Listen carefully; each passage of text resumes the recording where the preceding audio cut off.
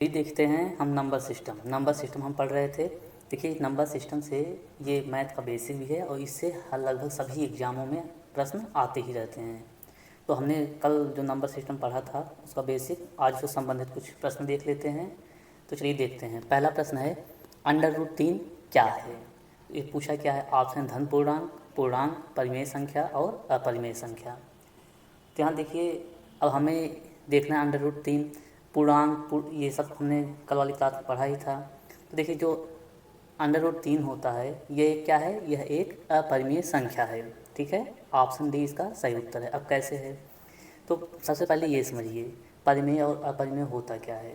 परिमेय संख्या वो होती हैं जो P/Q के रूप में लिखी जा सकें, और अपरिमेय संख्या वे होती हैं जो P/Q के रूप में नहीं लिखी जा सकती। ठीक है, अब P/Q के रूप में लिखने का मतलब क्या है, यहाँ देखिए जैसे हमने यहाँ मान लीजिए कोई अंक है, 1 है, 2, 3, 4, तो ये हम P/Q के रूप में लिख सकते हैं। जैसे हम 1/1 लिख सकते हैं, 2/1 लिख सकते हैं, 3/1, कोई इस पर फर्क पड़ेगा नहीं।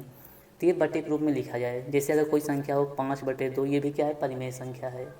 लेकिन जो P/Q के रूप में न लिखा जा सके, जैसे √3, तो ये P/Q के रूप में लिखा नहीं जा सकता। क्यों? क्योंकि अगर हम इसको अंडर से बाहर निकालेंगे तो इसका एग्जैक्ट मान तो आएगा नहीं, लेकिन इसका एक जो अगर हम निकालेंगे तो 1.732 इसके समथिंग इसका मान आएगा जो अंडर से बाहर निकालेंगे। तो यह P/Q के रूप में नहीं लिखा जा सकता। अगर यहाँ इसी जगह √4 होता, तब अगर इसको हम निकालते हैं अंडर बाहर तो 2 होता, और इसे हम P/Q के रूप में लिख सकते हैं। तो जो भी अंडर के बाहर मान निकल जाएगा वो परिमेय संख्या होगी, और जो भी अंडर के बाहर मान नहीं निकल पाएगा वो अपरिमेय संख्या होगा। ठीक, अब हम अगला प्रश्न देखते हैं। अगला प्रश्न है शून्य क्या है। ऑप्शन प्राकृतिक संख्या, पूर्णांक संख्या, धन पूर्णांक संख्या और ऋण पूर्णांक संख्या। तो देखिए सबसे पहले हम ये समझ लेते हैं कि शून्य जो होता है, कल की क्लास में पढ़ा था प्राकृतिक संख्या और पूर्णांक संख्या। तो देखिए जो शून्य है यह क्या है, पूर्णांक संख्या है। इसका ऑप्शन नंबर बी सही उत्तर है। अब यहाँ देखिए अन्य ऑप्शन, जैसे प्राकृतिक संख्या क्या होती थी, हमने आपको बताया था जो 1 से लेकर 1, 2, 3, 4 अनंत, 1 से लेकर अनंत तक लिखी जाती संख्याएं वो होती हैं प्राकृतिक संख्याएं। ठीक है, प्राकृतिक संख्याएं होती हैं। और अगर इसके में हम अगर जीरो जोड़ दें तो क्या हो जाएगा, पूर्ण संख्या हो जाएगा। तो जीरो क्या है, जीरो एक धन पूर्णांक संख्या है। ठीक है, सॉरी, जीरो एक पूर्णांक संख्या है। ठीक, धन पूर्णांक संख्या की बात करें, जैसे +1, 2, +3, +4, ये सब क्या है, धन पूर्णांक संख्या। ऋण पूर्णांक संख्या क्या होती है, -1, -2, -3, ये सब ऋण पूर्णांक संख्या है। ठीक है, हमसे पूछा है शून्य क्या है, तो ये पूर्णांक संख्या है। अब अगला प्रश्न देखते हैं। अगला प्रश्न है किसी संख्या को शून्य से भाग देने पर प्राप्त होता है। तो किसी संख्या को अगर हम शून्य से भाग देंगे तो क्या प्राप्त होगा। ऑप्शन 0, 1, इनफाइनाइट तो कोई नहीं। तो बहुत सारे लोग अभी इसका आंसर 0 दे देंगे। तो देखिए अगर कोई भी संख्या होगा, जैसे हमारी कोई संख्या x है, अगर हम इसमें 0 से भाग देंगे तो 0 इसका उत्तर बिल्कुल भी नहीं आएगा। ठीक, तो हम उत्तर क्या आ सकता है, इसका उत्तर जो आएगा इनफाइनाइट।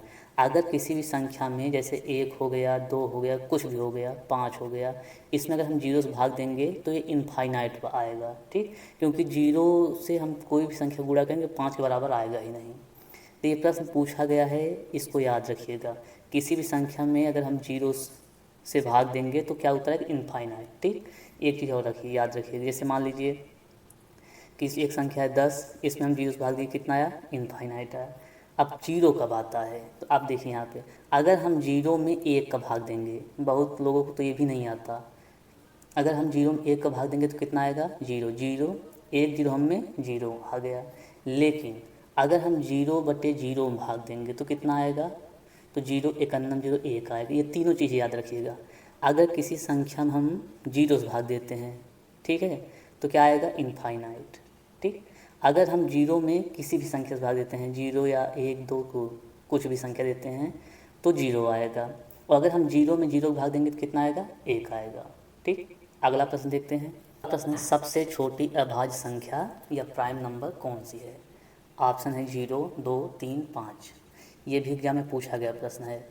तो याद है सबसे जो छोटी अभाज्य संख्या वो है क्या है, ऑप्शन नंबर बी 2। यह सबसे छोटी अभाज्य संख्या है, या हम कह सकते हैं सम अभाज्य संख्या। सबसे छोटी कौन सी है, 2 है। ऑप्शन बी इसका सही उत्तर है। ये डायरेक्ट सवाल पूछा जाता है, इसका उत्तर याद रखिएगा, सबसे छोटी अभाज्य संख्या 2। ठीक, अब अगला प्रश्न देख लेते हैं। 50 से कम की सभी अभाज्य संख्याएं कितनी होती हैं? तो 50 से कम जो अभाज्य संख्या है वह कितनी है, उनकी संख्या कितनी है, ये भी एग्जाम में पूछा गया प्रश्न है। ऑप्शन 12, 15, 14, 25। तो ये कल की क्लास में हमने आपको बताया था, इसका जो सही उत्तर होगा ऑप्शन नंबर भी 15 होगा। ठीक है, हमने आपको बताया था 1 से 50 तक के बीच 15 अभाज्य संख्या होती हैं, और इसके 50 से 100 के बीच कितनी होती हैं, तो 25 अभाज्य संख्याएँ होती हैं। ठीक, तो अगर 100 तक पूछे 25 और 50 तक पूछे तो 15 1 से। अगर हम संख्याएं लिखना चाहें तो लिख देते हैं आपके लिए, 2, 3, 5, इसके बाद 7, इसका 11, फिर 13, इसके बाद 17 है, 19 है, फिर 23 है, इसके बाद 29 है, 29 है, फिर 31 है, 31 के बाद क्या आएगा, 37 आएगा आपका, 37 है, फिर 41 है, 41 बाद 43 है, इसके बाद 47 है। ठीक, 1 से 50 तक 1, 2, 3, 4, 5, 6, 7, 8, 9, 10, 11, 12, 13, 14, 15 संख्याएँ हैं। ठीक, अब आपके लिए एक होमवर्क है कि 50 से 100 के बीच जो अभाज्य संख्याएँ होती हैं उसको आप कमेंट में लिख के सेंड करेंगे। हमारे चैनल पर अगर आप नए हैं तो इसको लाइक और सब्सक्राइब कर लीजिए, डेली आपको एक क्लासेस मिलती रहेगी।